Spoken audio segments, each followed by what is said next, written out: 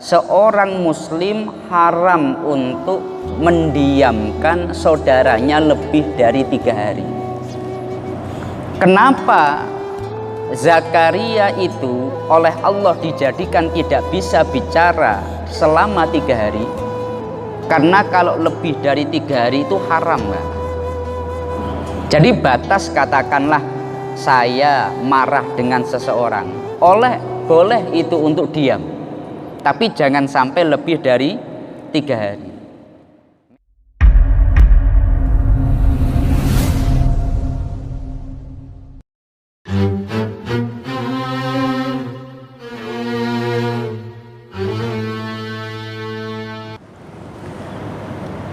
Assalamualaikum warahmatullahi wabarakatuh. Kepada segenap jamaah Masjid Agung Batam yang dirahmati Allah Subhanahu wa Ta'ala, seperti biasa setelah melaksanakan sholat zuhur, sejenak marilah kita bersama-sama mengikuti kajian tafsir Asy-Syafi'i selama kurang lebih 7 menit ke depan. Marilah kita bersama-sama niat thalabul ilmi dan juga niat iktikaf di masjid kita ini, agar duduk kita bersama oleh Allah dicatat sebagai ibadah. Adapun pembahasan kita kali ini sampai pada surat Maryam ayat 10 ayat 11. Allah berfirman, Bismillahirrahmanirrahim. Qala rabbi ja'alli ayah. Qala ayatuka alla tukalliman nasa thalatha layalin sawiyya. Fa kharaja ala qaumihi minal mihrabi fa auha ilaihim an sabbihu bukratan wa asyiyya. Yang artinya Zakaria berkata, wahai Rabbku, berilah aku suatu tanda.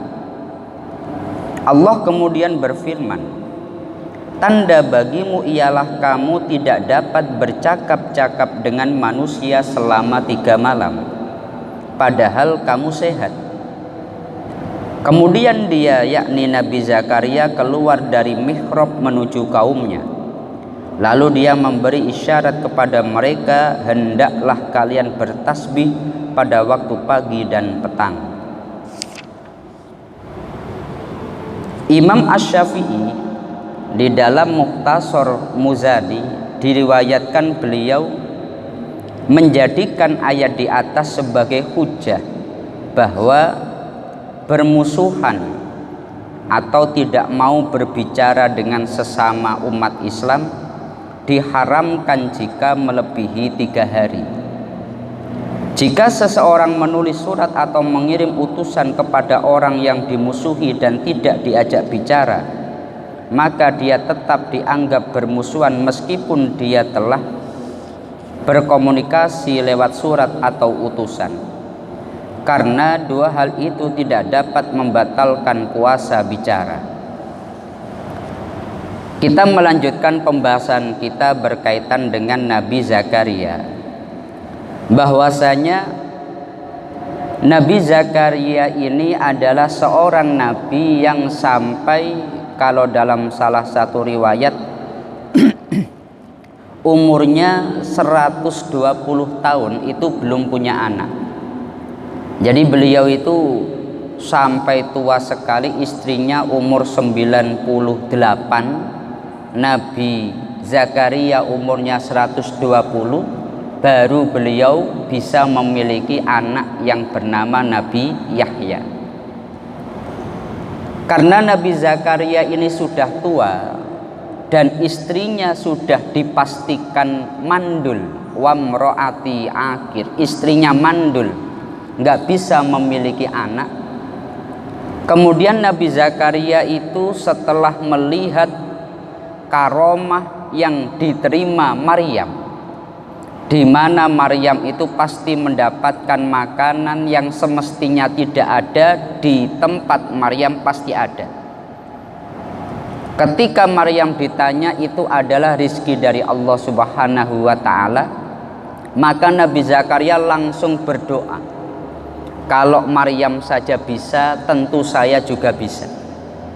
Maka Nabi Zakaria berdoa, Rabbana hablana min ladunka dzurriyyatan thayyibah innaka sami'ud du'a. Ya Allah, berikanlah aku dari sisimu keturunan yang baik. Padahal istrinya mandul dan dia sudah tua. Akhirnya Allah kemudian memberitahukan kepada Nabi Zakaria, ya Zakaria inna nubasyiruka bighulamin ismuhu Yahya. Hei Zakaria, kamu akan aku beri anak yang bernama Yahya. Lam naj'al lahu min qablu samia. Yang sebelumnya tidak pernah ada orang seperti Yahya ini. Karena sebelumnya itu kalau mandul ya nggak bisa punya anak. Tetapi hanya Nabi Zakaria yang istrinya jelas-jelas mandul, Allah memberikan anugerah yakni anak bernama Yahya. Maka Nabi Zakaria itu beliau bingung. Makanya beliau bertanya, qala rabbi ja'alli ayah. Ya Allah, kalau memang engkau akan memberikan aku anak, tandanya apa? Alamatnya apa? Maka Allah memberikan apa itu? Informasi bahwa qala ayatuka alla tukalliman nasa falayalin sawiya. Selama 3 hari kamu tidak akan bisa ngomong dengan orang lain. Maka setelah itu Nabi Zakaria ini selama 3 hari nggak bisa ngomong dengan orang. Beliau membisu. Padahal beliau sehat. Dan Nabi Zakaria ini kalau di dalam sejarah beliau adalah penjaga ataupun ulama paling besar di Baitul Maqdis. Setelah Imron ini ayahnya Maryam itu wafat, maka tampuk kepemimpinan dilanjutkan oleh Nabi Zakaria, saudaranya. Jadi kalau Maryam dengan Nabi Zakaria itu keponakan. Kalau Nabi Zakaria dengan Imron itu termasuk saudara. Maka ketika Maryam ayahnya wafat, Maryam diletakkan di Baitul Maqdis, yang berhak untuk merawat itu ya Nabi Zakaria karena pamannya sendiri. Maka Nabi Zakaria itu qala rabbi ja'alli ayah. Ya Allah, tandanya kalau memang aku akan punya anak itu apa? Allah menjelaskan kamu tidak akan bisa ngomong dengan orang selama 3 hari. Kebiasaannya Nabi Zakaria ini kalau di dalam tafsir Jalalain, Nabi Zakaria pagi hari beliau akan membuka pintu Baitul Maqdis, menyuruh orang yang mau masuk ke masjid. Tapi pada hari itu Nabi Zakaria tidak bisa ngomong. Setelah membuka pintu, beliau hanya menjelaskan silahkan sholat di waktu pagi dan sore, tapi dengan isyarat, tidak dengan omongan seperti biasa, tapi dengan sebuah isyarat. Makanya dalam ayat ini, ketika di dalam ayat ansabbihu bukrata wa asya, kalau di dalam tafsir Jalalain sholat di waktu pagi dan di waktu sore, itu menjadi tanda bahwa apa yang telah difirmankan Allah, istrinya meskipun mandul itu akan punya anak, memang terjadi. Dan memang betul setelah itu istrinya ini hamil, istrinya mengandung. Kalau untuk Maryam beda lagi. Maryam itu memiliki ayah namanya Imron, memiliki ibu namanya Hannah. Hannah itu dia juga sudah lama tapi nggak punya anak.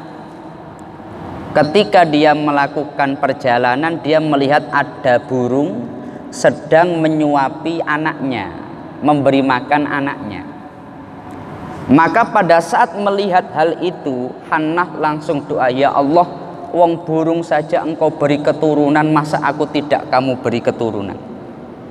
Akhirnya Hannah itu hamil, punya anak perempuan. Ulama sepakat siapa perempuan paling mulia mulai terciptanya dunia sampai akhir zaman, semua sepakat Maryam. Maryam ini adalah perempuan paling mulia, melebihi Aisyah, melebihi Khadijah, melebihi siapapun. Karena di dalam Al-Quran, innallaha astafaki wa toharaki wastafaki ala nisa'il alamin. Aku Allah memilihmu mengalahkan seluruh alam. Lah, paman daripada Maryam itu Nabi Zakaria. Ketika melihat sesuatu yang luar biasa kepada Maryam, maka seketika Nabi Zakaria doa, Rabbana hablana min ladunka dzurriyyatan thayyibah innaka sami'ud du'a. Ya Allah, kalau memang Maryam yang dia tidak pernah keluar kemanapun bisa mendapatkan hal ini, tentu aku bisa. Akhirnya diberi anak bernama Yahya. Tetapi dalam kitab Mukhtasar Imam Muzani, ayat ini oleh Imam Asy-Syafi'i dijadikan dalil bahwa seorang muslim haram untuk mendiamkan saudaranya lebih dari 3 hari. Kenapa Zakaria itu oleh Allah dijadikan tidak bisa bicara selama 3 hari? Karena kalau lebih dari 3 hari itu haram, Mbak. Jadi batas, katakanlah saya marah dengan seseorang, boleh itu untuk diam, tapi jangan sampai lebih dari 3 hari. Memang manusiawi ketika kita tersinggung, kita marah, kita emosi, itu hal yang wajar kita sebagai manusia. Rasulullah pun punya rasa marah, rasa sedih, dan seterusnya.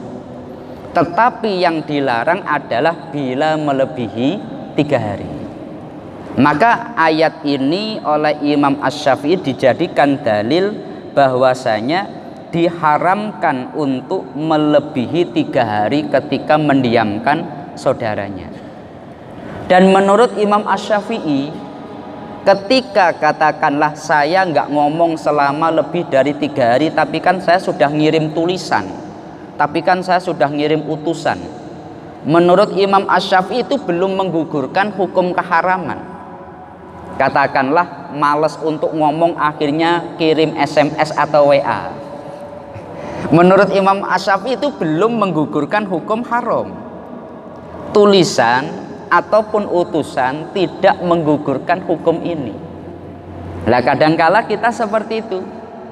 Ketika katakanlah marah, akhirnya diam-diaman, udah yang penting kirim SMS sajalah.